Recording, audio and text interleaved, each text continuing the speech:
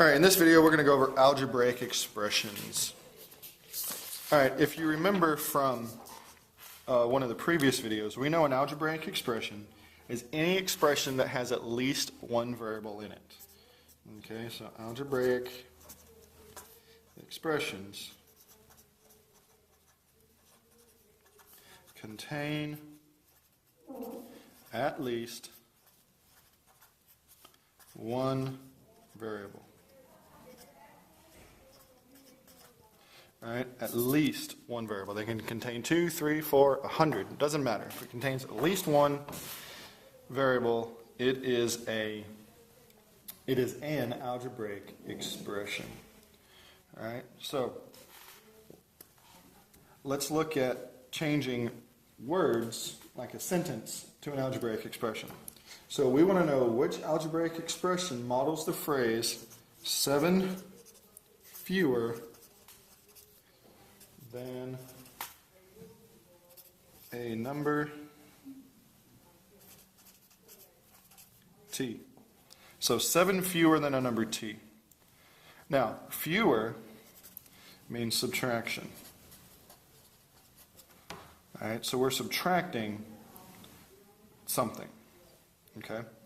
Is the 7 going to come first or the t going to come first? Well, we're doing 7 fewer than a number t.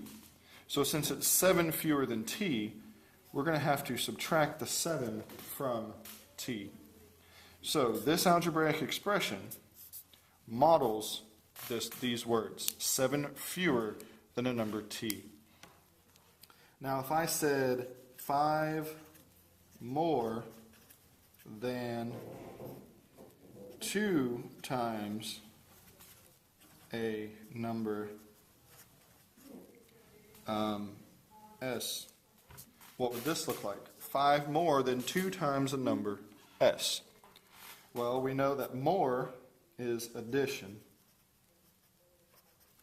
and we know that times a number, we know that's going to be multiplication. Alright, so 2 times the number s, well, 2 times the number s would simply be 2s, right? Because even though there's not a dot there, it still represents 2 times this, and we have 5 more. Now, would we write it like this, 2s plus 5, or would we go 5 plus 2s? Well, the answer is that was a trick question, and both of these are right. All right? You can do 2s plus 5 or 5 plus 2s, because remember, addition, you can put it in any order you want to. All right? Addition does not care about the order. All right? And one more word I want to look at is the word quotient. Anytime you see something that talks about quotient, that is division. All right? That is division. Quotient is division. All right? Let's look at another word problem. You start with $20 and you save $6 each week. Write an algebraic expression that models the total amount you save. I want you to do this as a you try. Pause the video and see if you can figure this one out. Alright, so we know we're starting with $20. So we can go ahead and write down $20. And we're saving $6 each week. Alright? Now, it says, what's the total amount you save? Well, the total amount you save depends on the number of weeks, right? Well, we don't know how many of weeks. So we need to write an expression that models this, not knowing the number of weeks. Well, say you start saving today. The number of weeks that you save can be represented by W. That's your number of weeks that you're saving. Since we're saving $6 a week, 6 times W will give us how much money we save.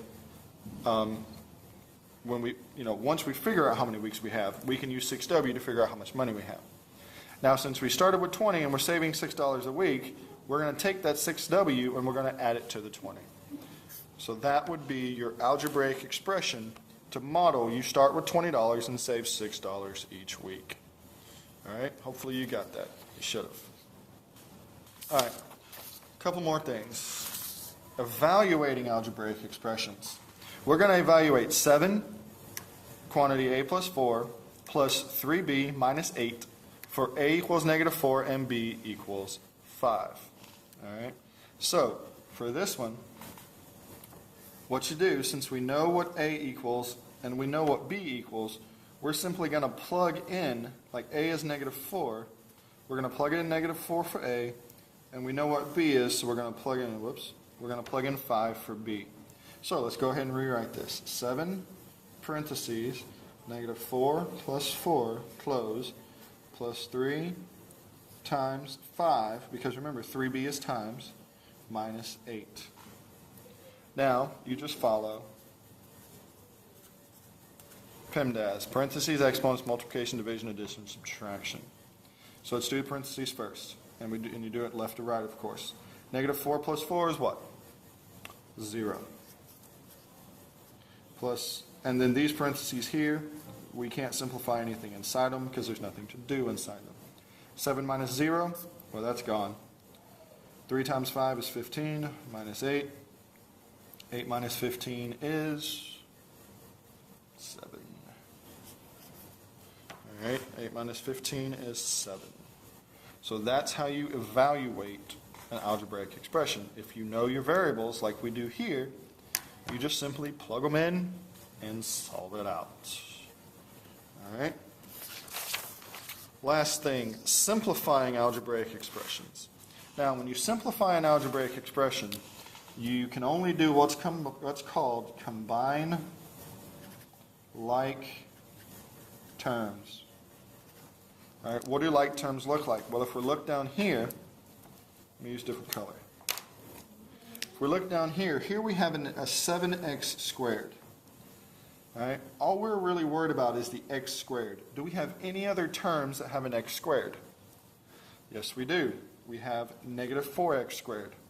Since the variable and the exponent on the variable, okay, it has to be the variable and the exponent on the variable must match exactly. All right, the variable and the exponent on the variable must match exactly. So if we want, we could redo this 7x squared minus 4x squared. So they're next to each other now, so it's easier to see. Now, if we go to the y's, here we have a 3y squared and a 2y squared. Since the y's, the variable matches exactly, the exponents match exactly, these are also like terms. So we can do plus 3y squared plus 2y squared. Again, just to move them next to each other, so it makes it a little easier. Just keep in mind, when you're moving, make sure you bring the sign with you. Don't try to make this 7x squared plus 4x squared. Make sure you bring that negative with you if it's negative. So now, we know the x squared is going to remain. And then here we have 7 minus 4, which is just simply 3. And then, since both of these are positive, we know this is going to be plus. We know the y squared is going to remain. So 3 plus 2 is 5. Now, can we simplify this any further?